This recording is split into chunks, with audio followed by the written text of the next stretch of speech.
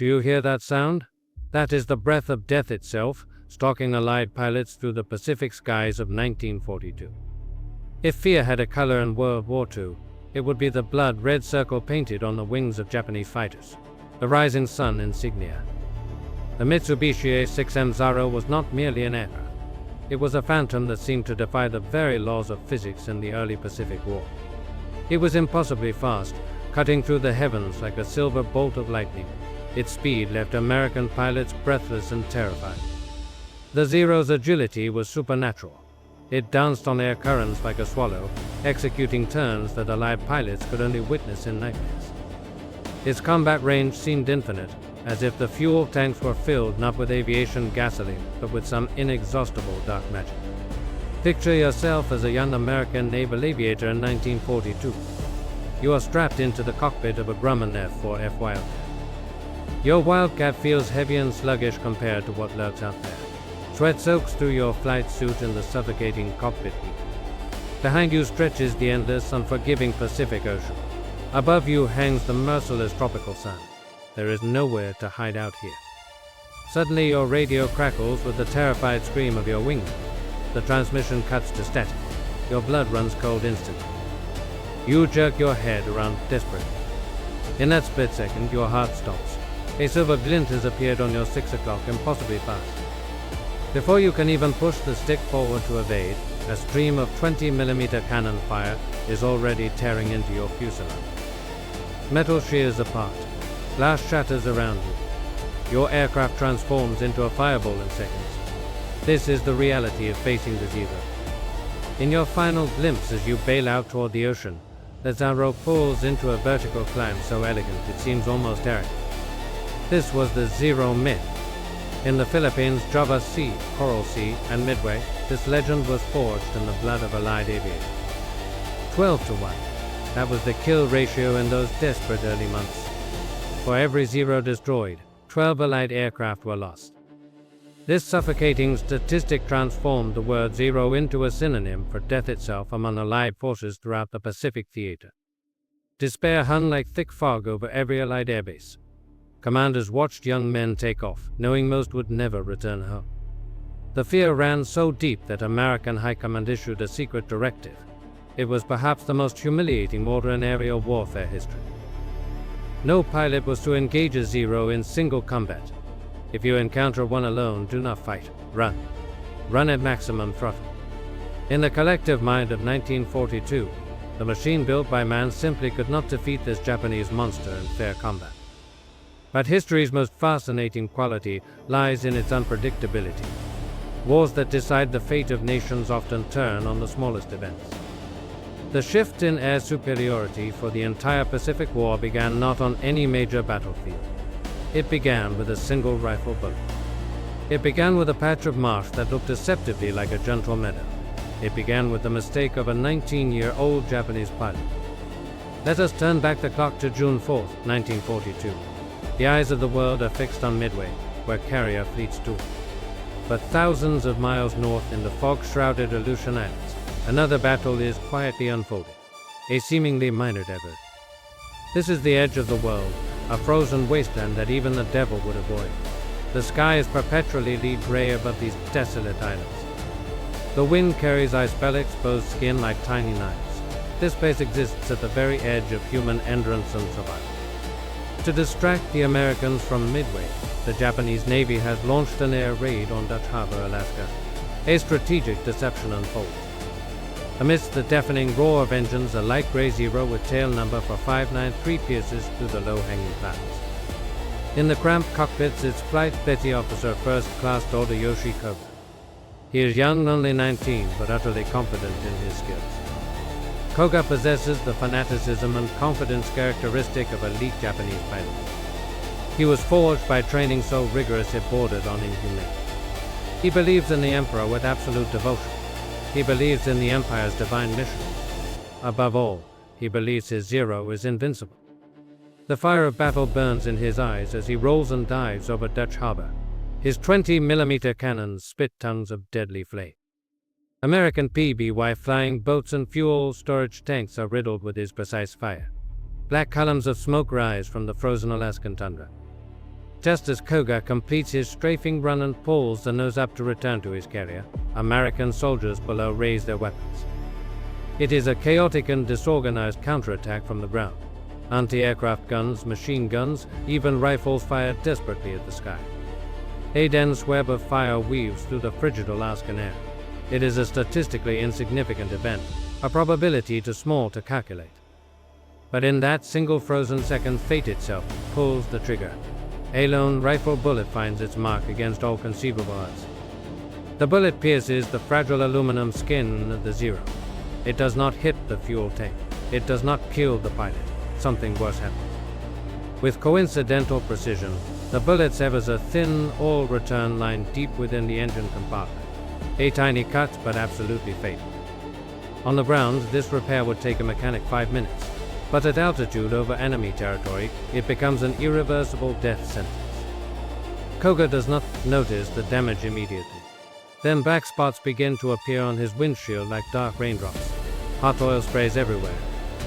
The oil sprays from the aircraft swoon like black blood from a dying creature. Moments later, the oil pressure needle begins to tremble violently. The gauge needle drops to zero like a kite with its string cut. The radial engine, now starved of lubrication, begins to scream in agony. Metal components grind against each other in searing heat.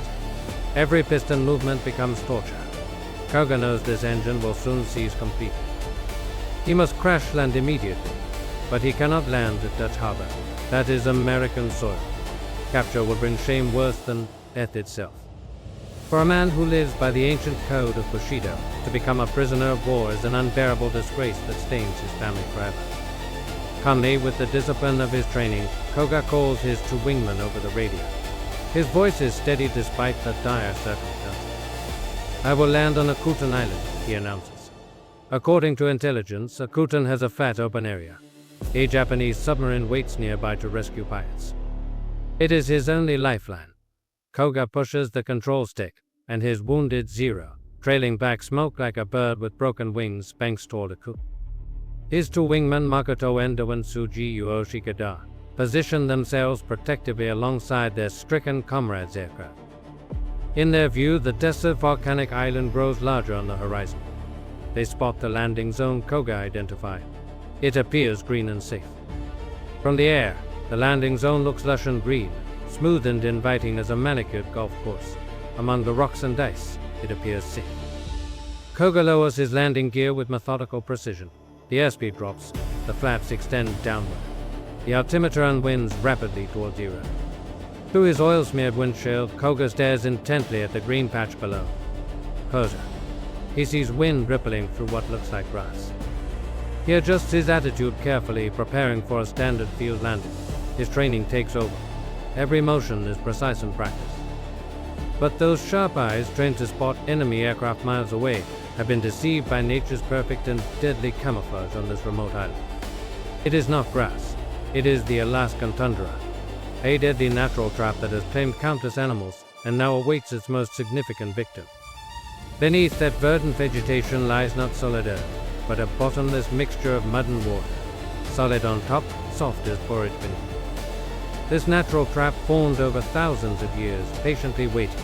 It will become the last and most expensive mistake of Tadayoshi Koga's short life. The moment the Zero's wheels touch the surface, the expected bounce does not occur. Instead, something far more terrifying happens instantly.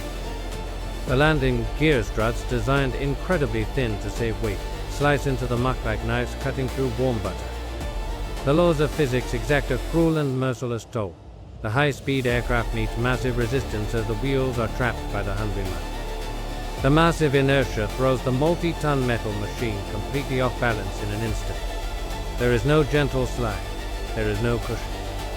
The aircraft flips forward violently like an antelope tripped at full sprint. The tail whips high into the gray Alaskan sky in a vicious arc. And then the nose slams vertically, heavily into the bog with tremendous force. A dull, sickening thud is swallowed by the hungry muck. The entire plane flips completely onto its back.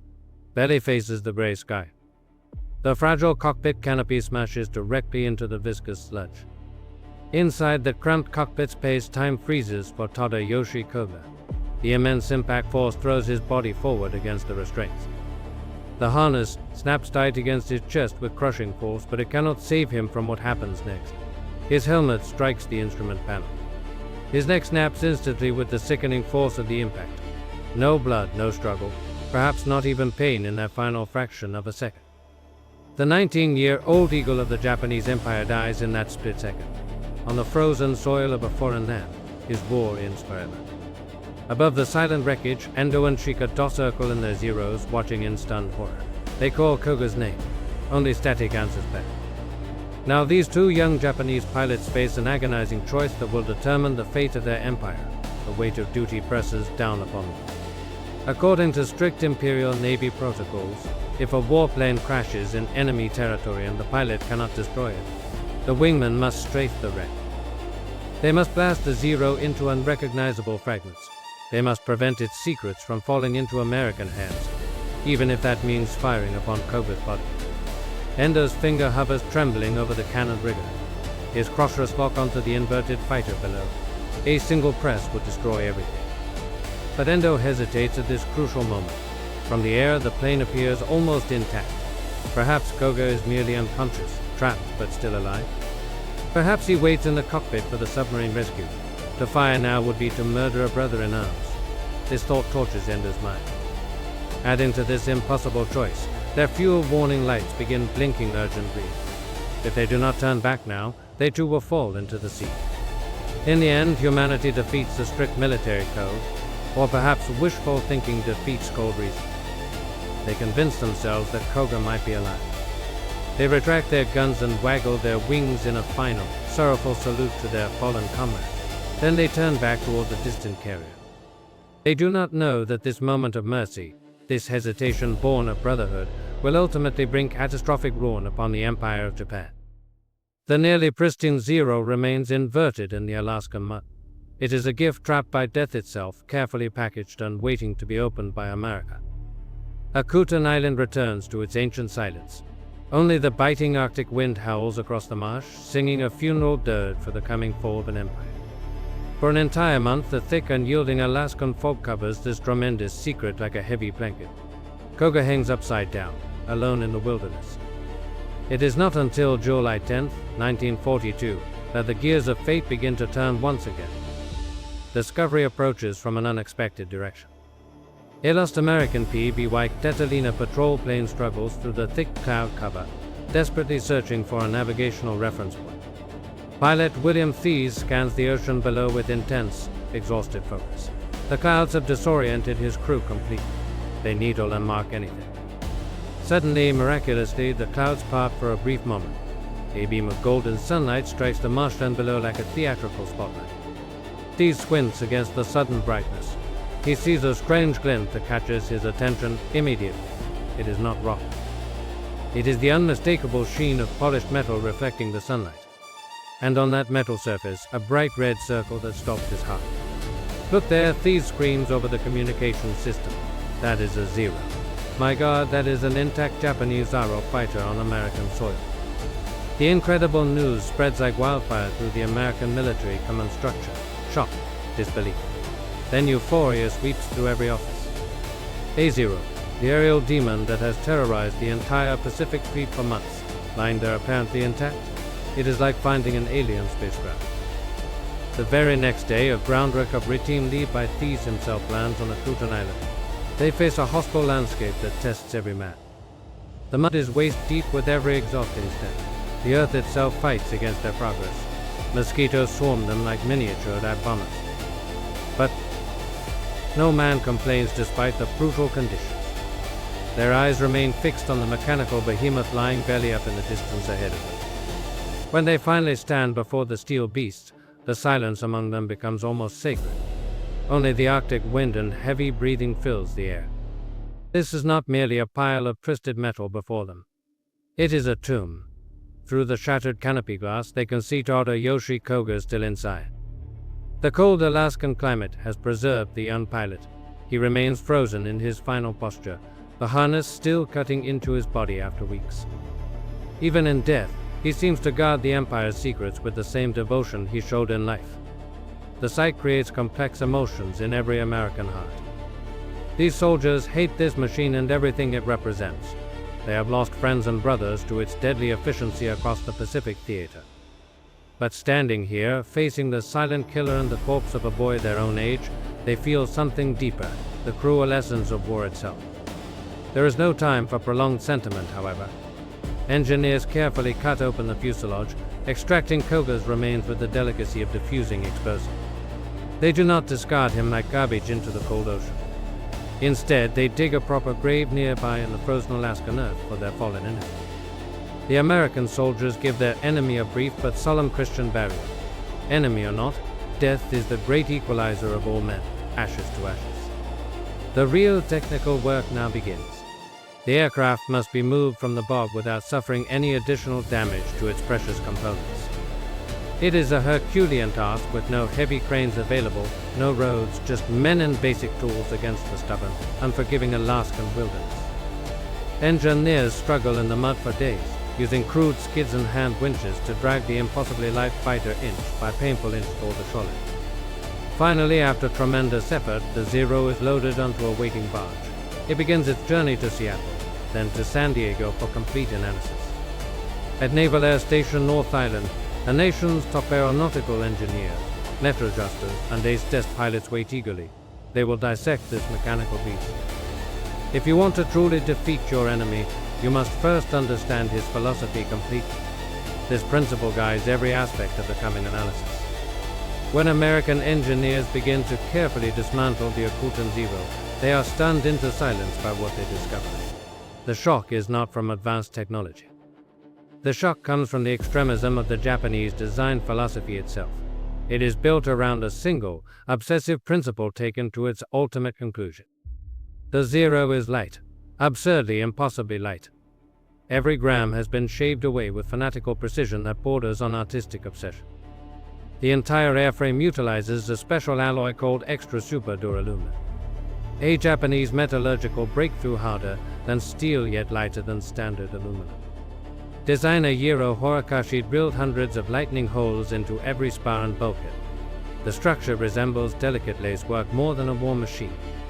But as the disassembly proceeds deeper into the aircraft, the engineer's expressions shift dramatically.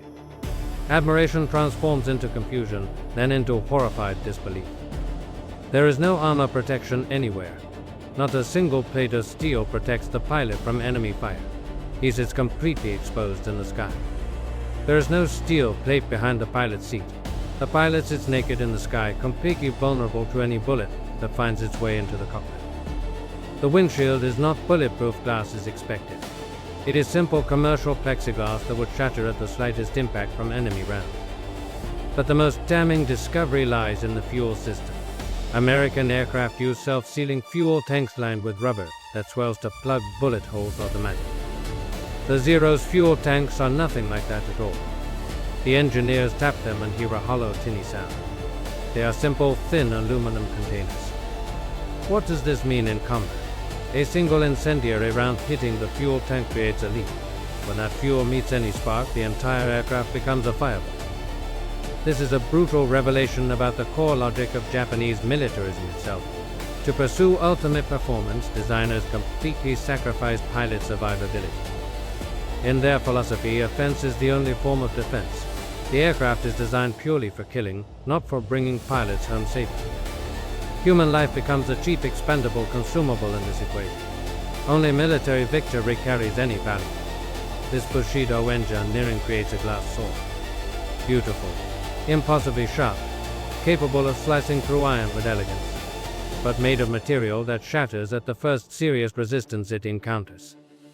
By contrast, the American Grumman F4F Wildcat, nicknamed the Grumman Iron Works, embodies the opposite philosophy. Heavy, tough, a flying armor tank. Its thick armor plating and self-sealing fuel tanks have already saved the lives of countless American boys who limped home in damaged aircraft. The collision of two civilizations is visualized perfectly in this moment. Two piles of aircraft parts representing two completely different values about human life. But static analysis on the ground is merely the beginning. The complete truth about the Zero's capabilities can only be revealed in the open sky. This most dangerous assignment falls to Navy Ace Test Pilot Lieutenant Commander Eddie Sanders. he must fly the enemy's machine against all instinct. It is perhaps the most perilous test flight ever attempted. He will fly a plane dug from a swamp prepared with guesswork, with gauges he cannot read. He does not know its hidden structural fractures. He does not know its true operational limits. He cannot even properly interpret the Japanese warning indicators. September 20th, 1942. Sanders climbs into the cramped cockpit, so small it induces immediate claustrophobia in his American frame. The engine roars to life with unfamiliar Japanese thunder. The propeller whips up again. Then the Zero leaves the ground as lightly as a falling feather. In that instant of takeoff, Sanders immediately understands every allied pilot's fear. The controls respond to thought itself, telepathically sensitive. You merely think about turning left, and the aircraft is already banking smoothly in that direction. The visibility from the cockpit is absolutely perfect. The climb rate defies all his experience. It feels as if gravity itself has lost its grip on this machine. No American fighter climbs like this. Over the following months, Sanders flies 24 grueling test missions. He behaves like a cold, emotional physician examining a dangerous patient. He pushes the aircraft to every conceivable breaking point. He is hunting methodically for the Reaper's Achilles heel. The weakness must exist somewhere. He discovers the Zero's godlike strengths first. At speeds below 200 miles per hour, its maneuverability is absolutely supernatural. Nothing can match it. No Allied aircraft can turn inside a Zero at low speed. In that moment, Sanders can almost feel the pride that Koga and every Japanese pilot must have felt. But Sanders refuses to be seduced by the Zero's elegance. He systematically attempts maneuvers that Japanese pilots were perhaps never trained to perform. Finally, during a high-speed dive test, the first crack in the Zero's seemingly perfect armor appears. Sanders has found something significant. When the airspeed indicator crosses 200 knots, roughly 230 miles per hour, the agile sprite suddenly reveals a different, terrifying face. The massive ailerons become incredibly heavy under the pressure of high-speed airflow. The controls that felt telepathic now feel encased in cement. As speed increases further, the plane feels as if someone poured lead into every control surface. Stiff, sluggish, almost unresponsive at high velocity. Sanders discovers a critical asymmetry in the design. At high speeds, the Zero can roll left with great difficulty, but rolling to the right is nearly impossible. This is a fundamental flaw in the aerodynamic torque compensation design, a weakness that can be exploited systematically by pilots who know the secret. Then comes the second and most fatal defect that Sanders discovers. It happens during a violent negative G maneuver that pushes him hard against his harness. When Sanders pushes the stick forward violently to enter a steep dive, the engine suddenly coughs and sputters. It sounds like a man being stranded.